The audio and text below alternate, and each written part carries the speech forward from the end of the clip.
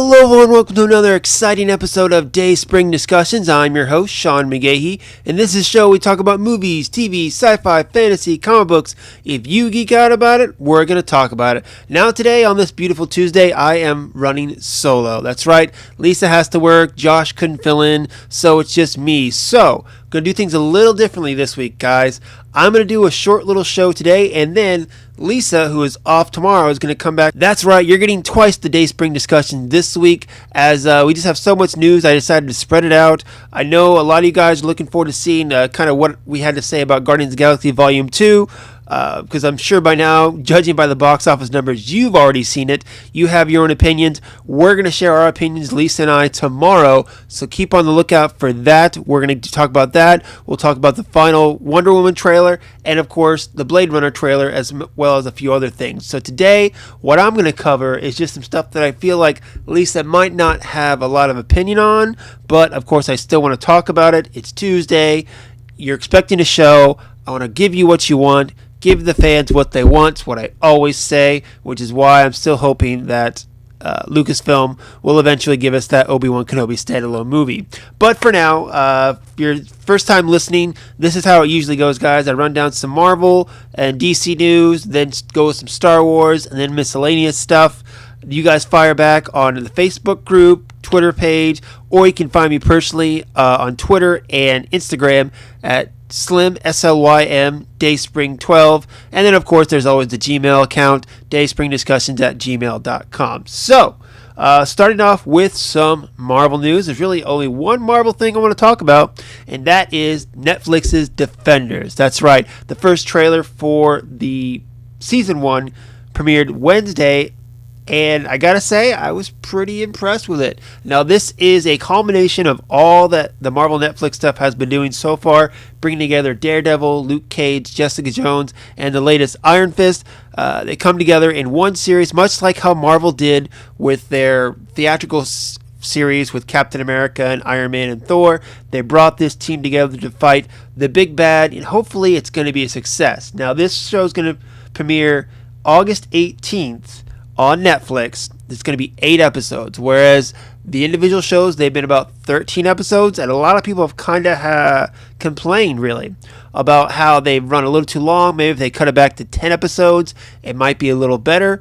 8 episodes, I think that's a nice, tight group. I myself, personally, I think you could go with 10. 10's a good number. I mean, HBO has done all their series to 10, and I feel like that's nice and tight. Tell you what, though, I get sick now of the 22 episodes, like The Flash, Arrow, all the network series. Those are just way too long. I think you keep it between 13 to 10 episodes. That's a nice season of TV. Keep it packed. Keep everything interesting. So with 8 episodes in The Defenders, I think that'll be a good way to go with this. So, of course, for those of you who don't know, this series brings together Daredevil, Jessica Jones, Luke Cage, Iron Fist, and with one common goal, to save New York City. In this story, the 4 figures, burdened with their own personal challenges, who realize they might be stronger when they team up together. Now, the cool thing is that the showrunner is the same guy who did Season 2 of Daredevil, which has been the best season of the Marvel Netflix series so far, so I'm looking forward to that. So going through the trailer just a little bit, first scene, I love that first scene where we saw Misty Knight interrogating Jessica Jones, and then Matt Murdock walks in and he's like, "I'm your attorney." Great scene, kind of just a little, you see 3 different characters from 3 different shows coming together. That was really cool. And then you see Luke Cage, actually looks like on a bus coming to New York. Now, when last we saw Luke, he was being arrested, taken off to jail. We see a little of that in the trailer too, just letting you know he breaks those cuffs and he's like, "Hey, I'm here voluntarily." But I don't know, if they let him out voluntarily or if he served his time, because I don't know how much time has lapsed since, the ends of all these series to the beginning of this, but I'm sure we're going to see it in that. Now, of course, she goes back to Claire.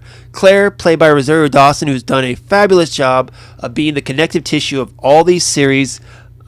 She is with Luke in this one, and you get that little voiceover saying, "There's someone you need to meet," and that's when we meet Luke Cage meeting Iron Fist, aka Danny Rand. Now, this is pivotal. For me, when they were casting these series, the Luke Cage and Iron Fist casting, I think, was very pivotal, as much as the casting for Luke Cage and Jessica Jones. So Luke and Jessica, as you can tell if you've seen the Jessica Jones series, they hook up. There's a little bit of flair there, and I'm sure eventually they're going to get back to that. I can see, possible spoiler, I guess, I can see something happening to Claire in the Defenders. Yes, she's been the connective tissue for all of it, much like how some say Nick Fury or Agent Coulson was for the Marvel Studio theatrical movies. And what happened to Coulson in the Avengers? He died. Yes, technically he's not really dead, but in everyone who watches the movies and doesn't watch Agents of S.H.I.E.L.D., which is about 99% of us, Coulson is dead, and that's it. Now I can see Claire serving that same purpose where she brings them all together and then something bad happens to her. Why? Because in the comic books, Luke Cage and Jessica Jones get married and have a kid. So we know eventually, as long as they're staying somewhat true to the comic books, down the line, those two are going to get back together, which I'm fine with. And, not to say I don't want Rosario Dawson to leave the show, but, it is what it is. But with that as well, with Iron Fist, Power Man, aka Luke Cage and Iron Fist, are an infamous friendship in the Marvel Universe. They have had several comics, one of which is going on right now with the two of them. So they have to have that chemistry. Now, people complained, of course, about Finn Jones' portrayal of Danny Rand. I was not completely satisfied with myself, even though I love the character of the Iron Fist. I was a bit disappointed in the way the character is portrayed. I'm hoping he evolves a little bit because, like I said, their friendship is infamous. I want to see the beginning of it. I want to see that chemistry, and hopefully that can spin off into a possible Heroes for Hire series down the line. And when they meet up, you have, Danny saying, "I'm the Iron Fist," and Luke is like, "You're who?" And Claire says, "You're on the same side." So there's that. Another thing I'm a little worried about, though, in this series is, again, Iron Fist probably the least well received of the Netflix series so far, and I hope that doesn't take it as putting him kind of in the back burner.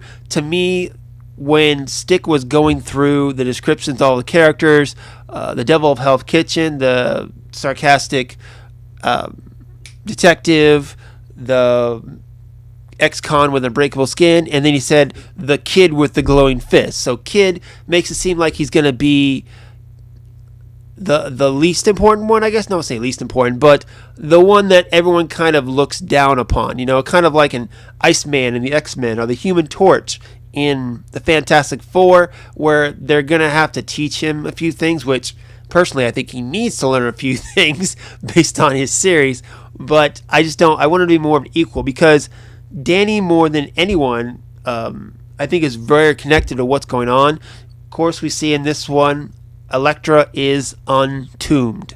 That's right, Elektra is back. She's in her red outfit or something resembling it, which is what she wears in the comic books. Now, we still don't know whether she's going to be friend or foe. There was the hallway shot there where you see Elektra behind them, but I think she might start off as an enemy working for the Hand and then come around to the good guy's side. That's what I think is going to happen. But like I said, Iron Fist is, the one who is in charge of taking down the Hand. So given that I think the Hand is going to be the main villain in this series, he's more connected to anyone, and maybe that means he'll go through the biggest character arc. All these characters have flaws. Totally excited about just seeing it. I hope 8 episodes is enough to focus on these 4. They got a lot of supporting cast. We saw a lot of people in the trailer with Misty Knight and Stick and Elektra and Claire, plus everyone else. Anyone who's been in one of the Marvel Netflix series is pretty much going to be cameoed in this series. I want to see how that plays out, but I want the main focus to be on these 4 characters. I want all 4 of them to go through a character arc, and I want them to be challenged, of course, too. Now, the big thing is going to be how they work as a unit, figuring that out. That's any team movie or team show or whatever. That's probably usually the main challenge in the first movie or first season of a show like this. So, which is fine. I just want them to, each have a personal journey to go on.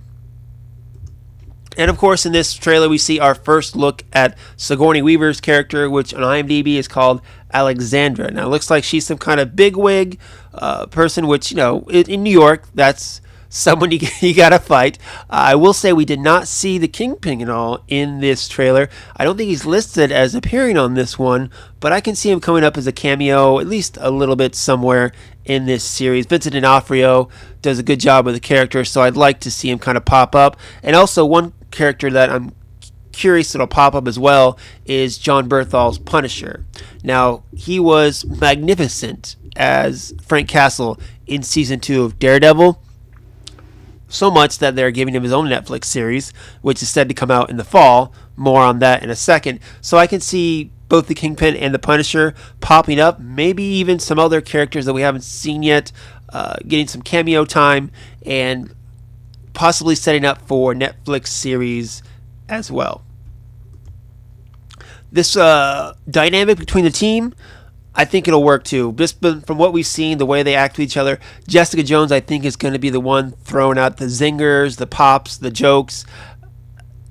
But I think it's all about how they come together.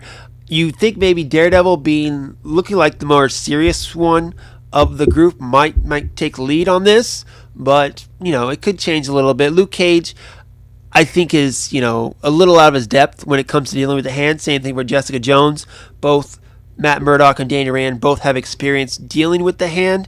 I think Matt has more of a personal experience, given the fact that Elektra, I think, is going to be featured in this. So I can see Matt kind of taking the lead of the team, but who knows? It might all be just one collaborative effort. We'll just have to wait and see about that.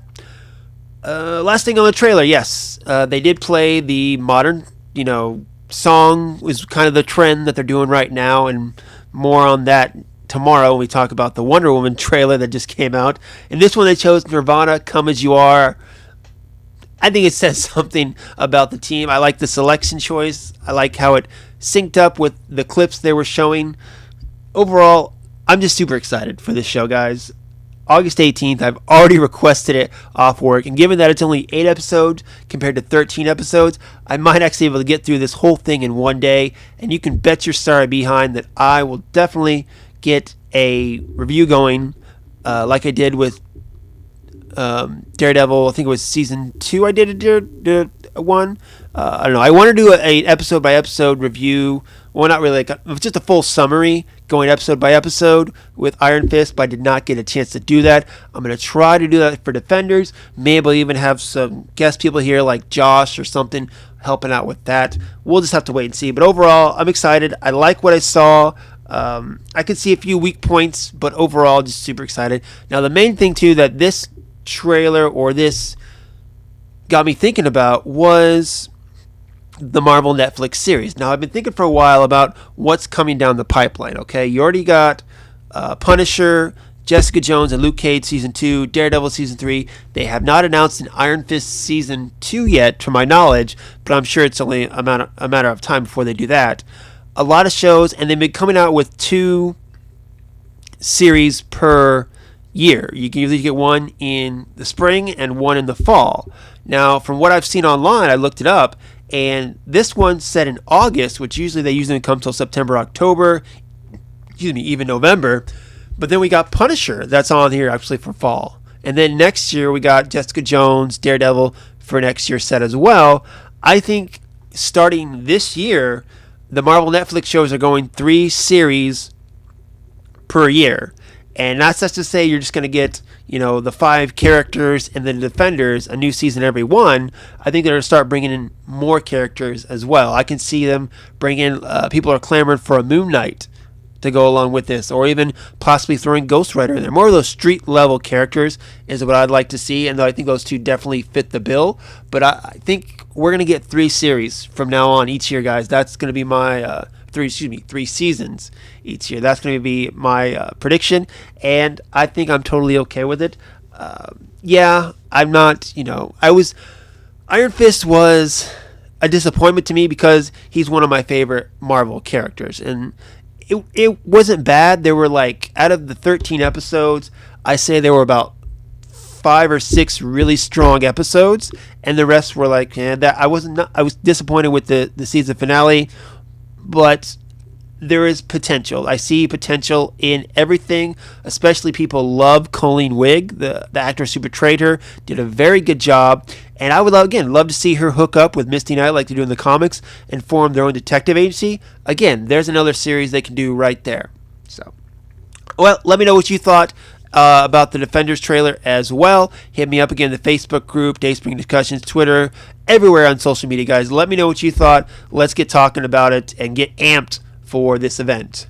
Moving on, I got no DC news. Not really much going on in DC news. I talked about the thing I was excited about last week, which was the Young Justice and Titans series that are coming out, so that's pretty cool. But jumping over to just doing a quick bit of Star Wars news, we're going to talk a little bit more Star Wars tomorrow when Lisa's back, because, she's a Star Wars fan too, and there's a couple things to talk about. She was in the middle of reading Thrawn. She said she was going to try to finish it by this week so we could talk about it. So hopefully tomorrow we'll do a little bit of a discussion on Thrawn.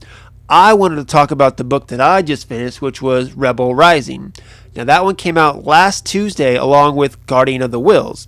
Now these are kind of Rogue One tie-in books where Guardian of the Whills is about, Boz and Chitwa? Is that the name? I don't know. The guys that are on Jeddah, the blind guy and the guy with a gun. That's what I like to call them. I'm going to start reading that one today, so I'll let you know about that. But the one I just finished on audiobook was Rebel Rising, which is basically the story of Jyn Erso. You get all the backstory of Jyn. Now, this book starts literally where the prelude of Rogue One leaves you when Saw picks up Jyn after the events that have happened to her parents and the death of her mother. Spoilers. And you see her grow up with Saw. You see the event where Saw leaves her when Jyn is 16. And then you go on to see up to the point where she gets captured and is thrown in prison, which is where we meet the character played by Felicity Jones in Rogue One. The book itself is pretty good. Probably, as far as the new canon books in Star Wars, not breaking my top 3. I don't think it's going to break my top 5. I enjoyed Thrawn a little more than this one, but I did enjoy seeing the backstory of this character, seeing her journey, getting her not only where she is event-wise leading up to Rogue One, but her mindset. She does, after being, abandoned by Saw, and then she meets up with 2 other characters who she spends time with and becomes attached to them. And then what happens with all that to where, again, she's alone at the beginning of Rogue One, and just where her mindset is, where she really feels like the rebellion and the Empire, she's just done with it. It's caused her nothing but pain in this war, and how everyone she's ever cared about, she's lost or abandoned, and just her mindset of feeling alone at the beginning of Rogue One. You get a different sense of this character, and especially how she feels about her father. There's a couple moments or a couple descriptions in this book where she really feels abandoned by her father, where she feeds into the notion that her father chose the Empire over her, and again, that makes her feel more abandoned and more anger towards him, which, when she sees the message in Rogue One from him, really makes that scene even that much more important. So I do recommend reading the book. It was, like I said, for the character's sake, it was a good read. Recommend it. Go check it out. Not, one of my top favorites, but especially if you're a fan of Rogue One, a fan of the character, I recommend it. I did the audiobook because that's what Lisa buys. We both listened to him in the car. I'm more of a book fan, like Guardians of the Whills. I'm going to actually read. But Rebel Rising, Lisa bought the audiobook, so I listened to the audiobook. Because I don't want to buy the same book twice, We're one household, one income, so if she wants to buy the audiobooks, I guess I'll stick to the audiobooks. But in any event, guys, come back tomorrow, and we're going to talk more Star Wars news, as well as hopefully have a review about Thrawn. Hopefully Lisa has finished it. Okay, moving on to miscellaneous news. It's going to be the rest of the episode, guys. I got 3 more things to talk about. One of them is going to be something that we ran out of time last week talking about. Me and Josh went on a ramble about quite a few things, so we kind of ran out of time with a couple of topics. this is one I wanted to get to, so I just wanted to share it real quick, and let me know what you think about it as well. So, according to Variety, the Chronicles of Narnia reboot has found its director for its new movie, The Silver Chair, and it's none other than Joe Johnston himself. Now, if you're not familiar with Johnston, let me go and give you a list of movies that he has directed. Honey, I Shrunk the Kids, The Rocketeer, Jumanji, October Sky, Jurassic Park 3, Hidalgo, The Wolfman, and Marvel Studios' own Captain America: The First Avenger. This guy has a great resume, minus Jurassic Park 3, I guess. But I love The Rocketeer, October Sky, and Hidalgo. If you've not seen those two movies, go watch them right now. They are fantastic. And one of my personal favorites as a kid, Honey, I Shrunk the Kids. That was actually his first directing job, I guess, which started off with a bang because I still love that movie. Anyway, looks like they're looking to reboot the franchise with The Silver Chair, which is one of the books in the Chronicles of Narnia series. So, for those of you who don't know, the fantasy movie franchise kicked off in 2005 with The Lion, the Witch, and the Wardrobe, and followed the story of the Pevenese children, I think I said that right, I always misspell it and mispronounce it, who find themselves in the bizarre magical world of Narnia. The cast included James McAvoy as well as Tilda Swinton as the White Witch. The follow-up film in 2008, Prince Caspian, introduced Ben Barnes as the title character, along with the Pevenese children, who all returned in 2010's The Voyage of Dawn Treader. Now, the first film, Lion, Witch, and the Wardrobe, started out really good, making $145 million. Prince Caspian had a sharp drop to only making $419 million, and then The Dawn Treader slipped even further to $415 million worldwide. Now, they're looking to reboot this franchise with getting a fresh start. What it is. There are 7 books in the Narnia series, and they're going to do one that they haven't done yet, which is The Silver Chair. So in this one, the Pevenese cousin, Usted Scrub, horrible name, heads into Narnia to rescue King Caspian's kidnapped child. I was a fan of the Narnia series as a kid. I think 2 or 3 times I bought the box set of the Narnia books, and there's 7 of them. The 2 that I was least interested in, or have read the least, is Horse and His Boy and The Silver Chair. Those are the 2 that I'm least interested in. So to say I wasn't excited with The Silver Chair would be an understatement. But now you're adding the fact that you're adding Joe Johnston, who I think is a fabulous director, to it, gets me a little more excited. I think, however, it is a mistake to start with The Silver Chair, okay? So bear with me on this for a few minutes, guys. Whenever I would read the Narnia series, again, there are 7 books, and the 6th book in the series was The Magician's Nephew, which I always found odd because The Magician's Nephew is actually a prequel book to the first one, which was The Lion, Witch, and the Wardrobe. In The Magician's Nephew, you actually see the beginning of Narnia, the beginning of Aslan, and how the White Witch even got to Narnia.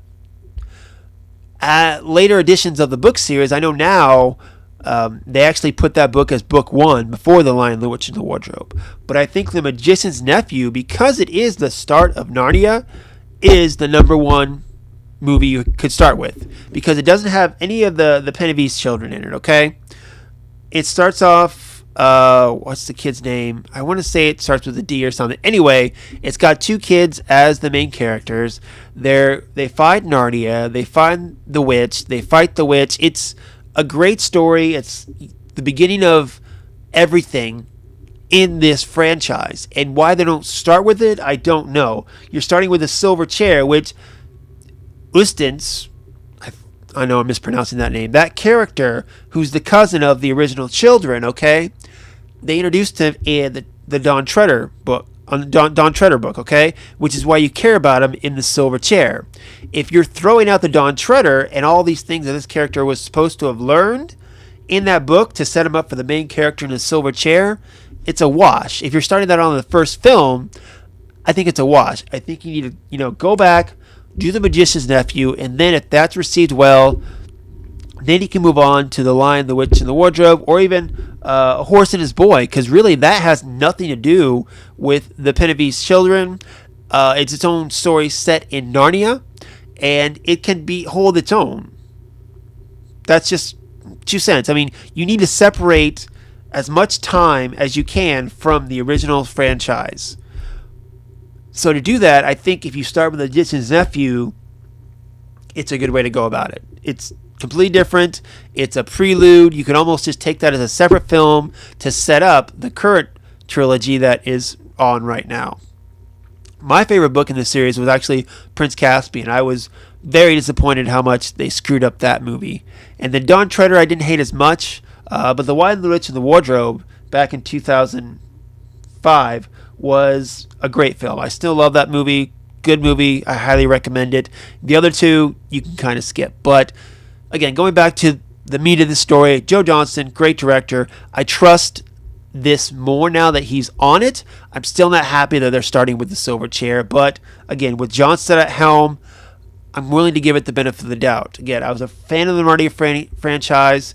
I'm curious to see if they're going to incorporate some more of those Christian themes that C.S. Lewis incorporated into the books. See if they'll play with that a little more.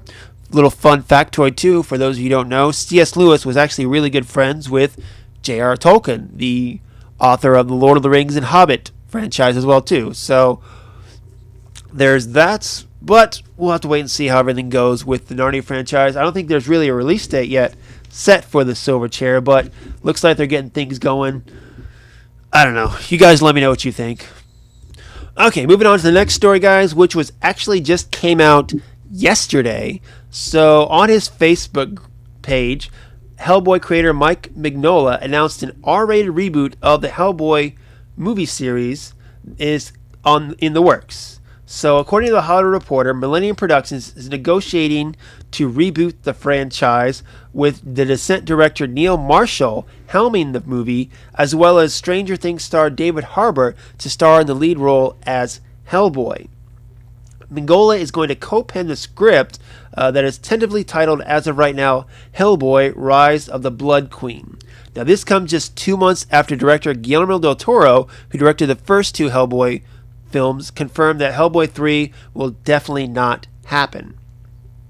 Director Neil Marshall also has worked greatly in the fantasy realm with series as Game of Thrones, Constantine, Hannibal, Timeless, and Westworld, and Harbour himself has risen to fame recently, having starred in the Netflix series Stranger Things. There's no release date yet for the Hellboy reboot as of this time. So, bit of a shocker to everyone. I know several months ago we did a story here where there was a meeting between Mignola, Del Toro, and Ron Perlman, the star of the first 2 Hellboy movies, and they had a lunch, and what came out of it was that, nope, we're not getting Hellboy 3. The first 2 ones, Hellboy came out in 2004, Hellboy, The Golden Army came out in 2008, and I quite enjoyed them. I like the character. I've read the comics. I was a bit disappointed we weren't getting more Hellboy. I've even seen the 2 animated series, actually, animated movies that came out too. I thought because of that, the animated movies where you actually brought back the original cast, such as Ron Perlman, Selma Blair, they all did the voices of the characters. I thought Hellboy would make a great animated movie or animated series, and more of adult, of course, given that the comics themselves are more supernatural and more adult themed. So I would have loved to have seen it continue in an animated form, hopefully a little better quality than what the animated movies were. I didn't hate them, but I didn't find them that compelling as well. But we're getting this now. Kind of coming out of left field, guys. So just talk about it a little bit. Director Neil Marshall. I always wanted to see The Descent, but I'm not a big horror guy, so I never got around to it. However, given this guy's background, The Descent, Game of Thrones, Constantine, Westworld, I'm on board with this. He seems like a very capable director to handle a property such as this, so I'm cool with that. Harbour, he's been around for a while. He's one of those guys that, you know, you've seen in things and you'd recognize him in movies, but you never really could put a face to him. Stranger Things changed that, where he's like, oh yeah, he's from Stranger Things now, and he's even in the running, I know, a month or 2 ago to play Cable in Deadpool's sequel. That obviously didn't pan out because that went to Josh Brolin, but again, I could see him coming up there as well. My only thing would be his age. I know he's not that old, but not exactly that young. And as the years went on and there was no Hellboy 3, my main concern with the film was the age of Ron Perlman and having to do the physicality of the role as well. So that would be my only thing about having David Harbour step on is there enough time within the next 10 years to where he can physically do the role of Hellboy. Other than that, I'm on board. Like I said, I like the mythology of Hellboy. I've read the comics. I like it. I'm not going to say I'm an expert on it. Not at all. But I've read enough to know that it's a story and a franchise that's worth keeping alive, worth telling, and I hope this goes according to plan. Of course, the fact that it's a supernatural, almost horror vibe to it, you can say, of course, yeah, rated R is probably more appropriate. But I hate it, especially of late, when people add, it's going to be rated R. Stop it. Please stop it, okay? Make a story. Make a story that is true to the characters and that is good and compelling. One thing they did, at least from what I remember, they did with Logan, was they didn't set out to make a rated R Logan film. They set out to make a good Wolverine film, a good story. It just so happened in telling that character story, it became rated R. You can go into this and make a good Hellboy story and not make it rated R. Again, I like the first two Hellboy movies. Those were rated PG-13. But it's become the cool thing now in Hollywood to say you're going to make a rated R comic book movie after the success of Deadpool and Logan. No, just make the story. If it's rated R, fine. But make a good story and don't worry about making it rated R. Don't worry about putting in enough blood and enough swear words or whatever. Make a good movie first, okay? So with this, I'm excited to get a Hellboy. I'm a little turned off that immediately they say it's going to be rated R. We'll just have to keep an eye on it and see where it goes from there. But overall, keeping Hellboy alive, I'm down with it. As of right now, I'm excited for the people involved. We'll keep following up on this and see where it goes from there, guys. Moving on to the next story of the day, guys. Speaking of rated R things, Todd McFarlane first announced his intention to bring Spawn back to the big screen in 2007. And while it's taken him a while, he recently announced via video message that he has finished his first draft, or rough draft, of the Spawn script. He said, quote, "Today the official news is the script is done, at least the first rough draft. The initial rough draft was about 182 pages. That's way too long for Hollywood. They like it to be about 120 pages. I now have it down to 136. I'll knock out about another 10 or 12 pages, and then we'll get there. I haven't officially tried to sell it to anyone in Hollywood, but I've already had over 14 inquiries from people coming my way." Now, for those of you who are not familiar with the property, Spawn came out in 1992 from Image Comics. The series recounts the story of Al Simmons, a CIA operative who's recruited into the shadowy world of covert operations. Simmons is murdered by one of his squad mates on a mission and is sent to Hell because of all the murderous life choices. In Hell, Simmons is contracted by the demonic Malbosia to become a Hellspawn, the foot troops for the fiery dimension. Infused with dark energy called necroplasm, Hellspawns are powerful warriors clad to symbiotic armor. Sent back in the living world, Hellspawn can dwell on Earth until they have used up their finite amounts of dark energy, at which point they are sent back to Hell and must serve in Malbosia's army. Now, there was a movie that came out in 1997 starring Michael Jai White and John Leguizamo. While it got financial success, it currently holds an 18% critic and fan rating on Rotten Tomatoes. So there you go for that. Now, there's also been a Spawn TV series, animated series that came out in 1997, which lasted for 3 seasons on HBO. I remember both the animated series and the movie. I actually went and saw the movie in theaters 3 times, I believe. I think I was like 12 or 13 or whatever, and I thought it was pretty cool. Spawn is very much that anti-hero when there wasn't a lot of anti-heroes out, so he got a lot of credit, and he is cool. It's a good story, good mythology.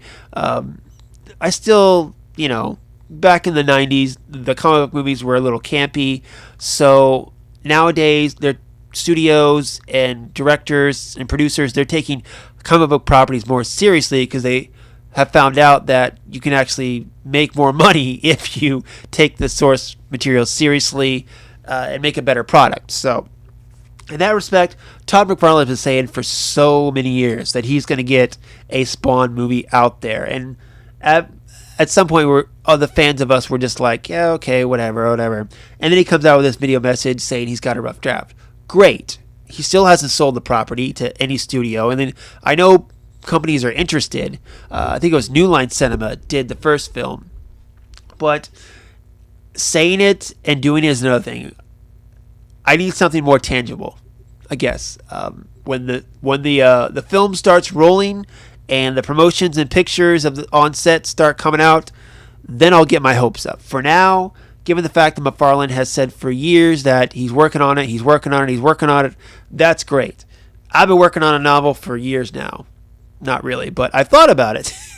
See how that goes? I can say it, doesn't mean it's going to happen. So until I see set photos, I'm not getting my hopes too high. Until then, I recommend going online. You can actually go on YouTube and check out the Spawn animated series. Or I think you can actually buy the DVDs as well on Amazon or wherever. But you can just go on YouTube and watch the episodes as well. That is Spawn outside of the comics in its best form. I definitely recommend checking it out. Like I was saying with Hellboy, that's the kind of series I think Hellboy should be. Maybe a little bit lighter tone, given the fact that Hellboy's not as serious as character as Spawn. But in that kind of dark adult tone, I think Hellboy could, get near there. Not right there because, again, Spawn is a little bit bloodier and a little more serious than what Hellboy is. But in that same tone, that's what I would love to see a Hellboy animated series be. But again, I like the character of Spawn. I'm rooting for this all to go Todd McFarlane's way, and I'll be excited about it when I see the film rolling. So until then, just keep on dreaming. All right, I know that was a bit of a downer. I know, but like I said, McFarlane's been talking about this for a while now. So until something actually happens about it, and until they announce a cast, I'm not going to get my hopes up on that. So, all right, guys, the last story of the day. Speaking of HBO, Variety is reporting that writers Max Borstein, Jane Goldman, Brian Helgeland, and Carl Ray are all in the works for writing 4 potential future Game of Thrones projects, along with Goldman and Ray collaborating directly with the author George R.R. Martin. Executive producers and showrunners of Game of Thrones, Dan Weiss and David Benioff, are also attached to these possible spin-offs. Now, an HBO spokesman said, quote, "We'll take as much or as little time as the writers need, and as all with our developments, we will evaluate what we have when the scripts are done." Casey Bloys, the president of original programming, said, quote, "All I can say is that we're exploring it. We don't program, we don't have any scripts. We're not even close to saying, oh, let's do this. But it's a big enough property that we would be foolish not to explore it. It's a really rich world. We'd be foolish not to look at it." Now, the actual series Game of Thrones will start its 7th season on July 6th. And then the final season, Season 8, is going to be coming out next year. And that'll be the end of Game of Thrones as we know it, kids. But it looks like HBO is looking to continue the wave that is Game of Thrones. And why not? It's their most successful series ever. Just the merchandising rights and all the money they've made off Game of Thrones. You got to ride that train. Much like you have Warner Brothers trying to ride the Harry Potter train, New Line Cinema trying to ride the Lord of the Rings train, and even Lucasfilm and Disney trying to ride the Star Wars train. You got to keep these franchises going. When you find something that really works, that you have a big fan base to, you got to ride it out and give them more, as much as you can, to try to make more money. I get that. Now, there have been other stories that take place in Westeros outside of the Game of Thrones setting, I guess you could say, like prequels and whatnot, that George R.R. Martin has written. I've checked out a few of them. They're not as compelling, in my opinion, as the main Game of Thrones story. Now, people have been clamoring, and especially me, that we would love to see the story of the Great War, where Ned Stark was young and Robert Baratheon, where they actually fought the war and took down the Mad King. That's what a bunch of us would like to see, and I don't need to even see it in a TV series. I could, give me a book or a comic or something like that. I'd be totally satisfied with a book series or a comic book series like that. Now, given that George R.R. Martin is pretty busy writing to finish off this series of storylines, I don't see him going back and writing other stuff, which is why we have the other writers and stuff like that. But again, the takedown of the Mad King, that war, is something I'd be interested in. I feel like other fans would be interested to see as well. Now, on the flip side of that, let's all be careful what we wish for, because we wanted to see how Anakin Skywalker became Darth Vader, and that really didn't turn out too well for us hardcore Star Wars fans. Granted, I'm not as disappointed in that as some people are, but it didn't go exactly like we wanted, so be careful what we wish for is the moral of this story. In any event, HBO, of course, trying to draw out and bring us more Game of Thrones stories, which I'm all about. I love the world as long as you have compelling characters. That's really what it's all about.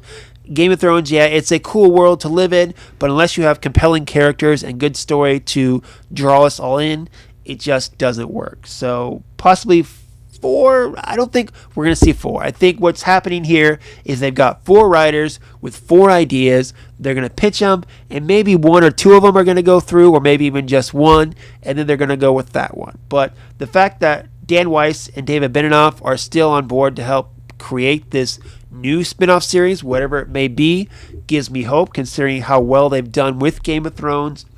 And of course, collaborating with the godfather of Westeros himself, George R.R. Martin, can always be a good thing. Much like how I'm sure, when making the new Star Wars movies, Abrams consulted at least a little bit with George Lucas, because it is his world, it is his sandbox that we're all playing in. So you got to have at least a little input from the guy who made it all, who has the whole mythology in his head, which is great. That's completely fine. So we'll just have to wait and see what comes out of that. But in any event, again, I can say I'm excited for it, but until I see what the product is that they're actually going to come out with, I can't get my hopes too high. But I am sad, of course, that Game of Thrones only has 2 seasons left. But I am excited that it comes out soon. Oh, man, I am hammered from just more Game of Thrones. I can't wait. I still got to go back and rewatch Season 6, which is my favorite season of Game of Thrones so far. I love it. Before Season 7 starts. And then I've already told myself that while I rewatch the previous season before the new season starts, before Season 8, I'm going to go back and rewatch all 7 seasons just to get ready for it. Game of Thrones, as long as these 2 seasons don't flop, will go down as one of my favorite television series of all time, right up there with Friday Night Lights and Entourage. Yes, I know, Entourage, you're thinking, what? But I enjoyed it. Sue me. Alright, guys, well, that is it for today's show. Let me know what you thought. Are you excited for Spawn movie? Are you excited for Game of Thrones spinoffs? What about the the Defenders spinoff or trailer? Let me know what you thought about all that. I really need to go. I'm starting to babble. So I'll be back tomorrow with Lisa. Again, we're going to give our Guardians of the Galaxy Volume 2 review. We'll talk the Wonder Woman trailer, Blade Runner trailer. We'll get into all that tomorrow, guys. So join us. And until next time, may the Force be with us all.